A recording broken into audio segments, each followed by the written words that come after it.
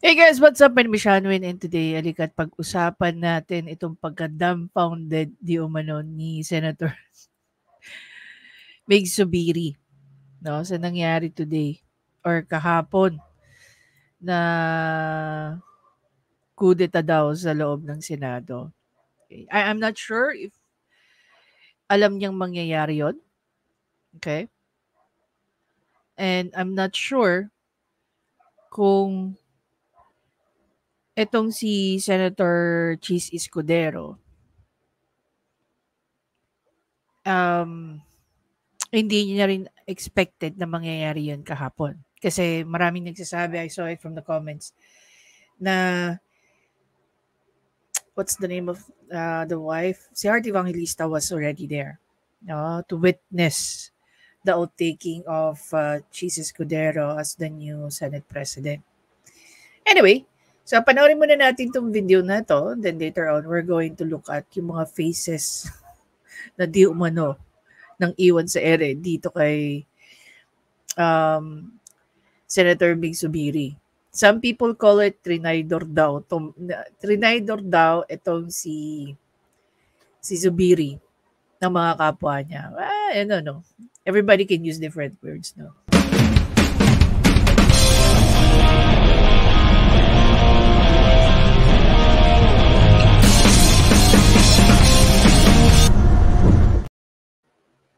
Ayan. I'm not sure kung magugustuhan niyo to, pero I'll try to play this here. So basically, ito na yung nangyari. Kahapon, mega shoutout pa tong si Mig Zubiri sa mga kapwa niya senador na akala niya, okay, is nakaside sa kanya. But nevertheless, panoorin natin to, then silipin natin yung mga list of names. Days before the second regular session of the 19th Congress adjourns on Friday, May 24, Senator Juan Miguel Mig Zubiri steps down as Senate President today, May 20. This as 14 senators expressed support to Senator Francis Cheese Escudero to replace him as the new Senate chief. In his speech, Zubiri thanked his colleagues as well as Senate employees for supporting him all the way. Nancy,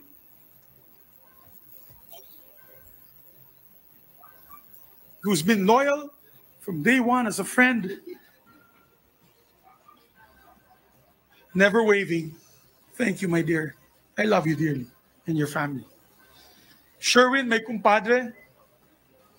Pare, maraming salamat, pare. You are a good friend and kumpadre. I'm proud that you're the ninong of my son. To Bato de la Rosa, who stuck it out with me till the very end. Sir, I salute you. Tapos makikita mo yung pagmumukha ni Senator Bato de la Rosa, no? Isa sa mga pumirma para matanggal siya sa pagka-SP niya. Sir. Kaya pala gumaganyan-ganyan siya. To the others, my dear friends, my heart is broken. I am proud to have led a Senate that's been resolute in protecting our institution, our democracy, and our people. He also maintains that the Senate has been independent under his helm. Zubiri also emphasizes his fight against the so-called People's Initiative and the Senate's vocal opposition against China's aggression in the West Philippine Sea. I have never dictated my position on any of you. You know that. I've always supported your independence, which is probably why I faced my demise today. I failed to follow instructions from the powers that be. Simple as that. From the powers that be. Okay, so later on mapag-uusapan natin yan, pero dito muna tayo. Bam!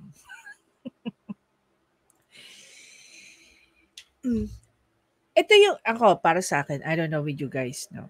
Pero ito yung para sa akin. One of the biggest failure ni Senator Mig Zubiri sa pagiging Senate President niya is yung hinayaan niya na yung Senado maging talipapa. Kinonsintin niya yung mga senador na nagdadala ng mga issues sa Senado na hindi naman dapat dinadala sa Senado. Imagine the faces of these people Ako, I will understand with the Cayetanos, with Escudero, with Senator Amy, with Revilla, Tolentino, with the Villars, and po. Pero ito, 1, 2, 3, 4, 5. Diba? Lalo na tong dalawa. Tapos ito, binoto ko pa. I think one of the most stupid thing na nagawa ko sa buong buhay ko, yung binoto ko si Robin Padilla. Diba? Kinonsinti niya ang mga ugali ng mga to. Sinuportahan niya yung estilo nila. Sinuportahan niya at wala siyang ginawa para rendahan o disiplinahin ng mga kapwa niya senador. Bilang isang Senate President. If only Zubiri, no, stayed with the people, yung interest ng mamamayan na magluluklok sa kanya o nagluklok sa kanya dyan. Kung nag-stick siya dun sa sa goal na yon, nag-stick siya sa mga libro na meron sila dyan sa loob ng Senado. Nireprimand niya ang bawat senador who are not, sabihin na lang natin, behaving as expected sa pagiging senador. Malamang sa malamang, magkakaroon ng clamor ang tao. Diba?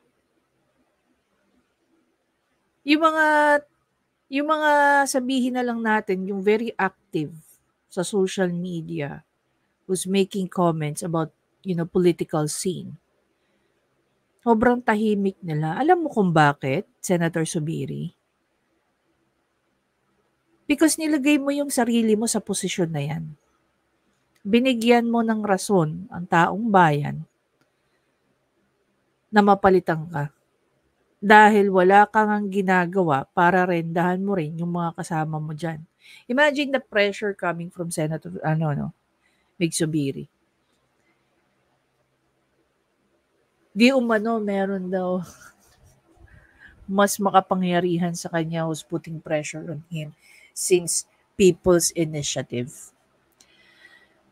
hanggang sa PIDEA leaks. Alam mo yun, for you to sound like na maging hero sa pagkakatanggal sa'yo, gagamitin mo yung PIDEA leaks. Diba? Baka nakakalimutan ni Senator Zubiri na isa rin siya sa mga nanawagan ipatigil yung tungkol dyan sa PIDEA leaks hearing. Pinupush lang ni Senator Bato. Same with the People's Initiative. Diba? Nagbigay ka ng komentary mo tungkol sa hearing na ginagawa ni Senator Amy back then. Tsaka take note, January ka pa. January pa nagtitiktak yung mga sa'yo. Pero yung pinaka-lesson para sa'yo o para kung kanino man, walang ikaw na rin nagsabi, walang permanenteng kaibigan sa politika. Meron lang permanenteng interes. So tandaan mo yung mga pagmumukha ng mga tao na once upon a time, kinonsente mo. Pero yung pala yung unang iiwan sa'yo. Diba? So, mas importante ang interest ng taong bayan na boboto sa'yo na magre-react pagka ikaw tinanggal. Pero dahil mas binigyan mo ng interest na suportahan ka ng kapwa mo mga senador, di ayan yung nangyari sa'yo. This is a very big lesson learned for you. Diba? Imagine the faces. Ako, gaya ng sinabi ko, hindi na ako magugulat. Ito yung mga busy sa mga hearing Yan. At lalo itong dalawa. Tsaka to. Yan tatlong yan. Diba? Tingnan mo yung mga ngiti ng tatlong yan. Ito yung madalas nating napapanood eh. 'Di ba? Si Jinggoy Estrada naman, medyo-medyo lang yan.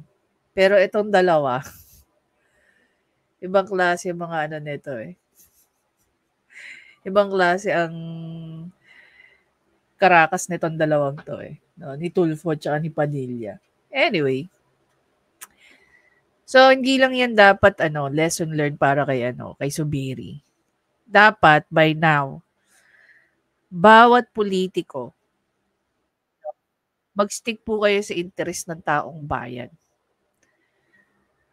Dahil hindi naman yung kapwa nyo politiko ang kakapit para sa inyo.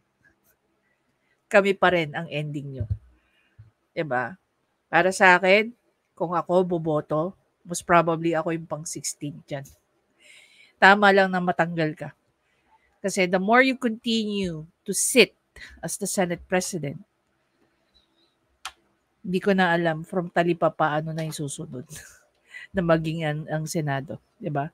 We're hoping a very big change sa Senate. Magkaroon na sana ng mas professional na decorum sa loob ng Senado. 'Di ba? At sana, Senator Cheese, yung mga issues sa RTIA, hindi mo na inaalaw na bitbitin dyan. Lalong-lalo na kung wala namang kinalaman sa paggawa ng mga bagong batas. 'Di ba? Lalong-lalo na kung merong mga existing na batas na pwede naman magamit at itong mga to ay mapunta sa mga proper authorities. 'Di ba? Tigil-tigilan na po sana ang paggamit ni Raffy Tulfo sa Senado patungkol sa mga issues niya na nakukuha dyan sa RTIA. Ang RTIA, pribado. Ang Senado, publiko. So, sana, Senator Cheese, matigil na po yan. Anyway guys, again, maraming salamat sa panonood. Please don't forget to subscribe, like, and comment. I-share nyo na rin po ang inyong thoughts. Anong masasabi nyo sa pagka-dumbfounded, no? Shinout out pa si Bato. Actually, nag-explain na siya tungkol dyan, di ba? Dahil bumoto daw itong dalawa, bilang nasa isang political party sila, di ba? Dapat united sila. I don't know if that is a very good indicator pag ikaw ay nasa isang political party or nagmumukha kang tanga because you cannot even stand on your own decision only because some people decided for you. Diba?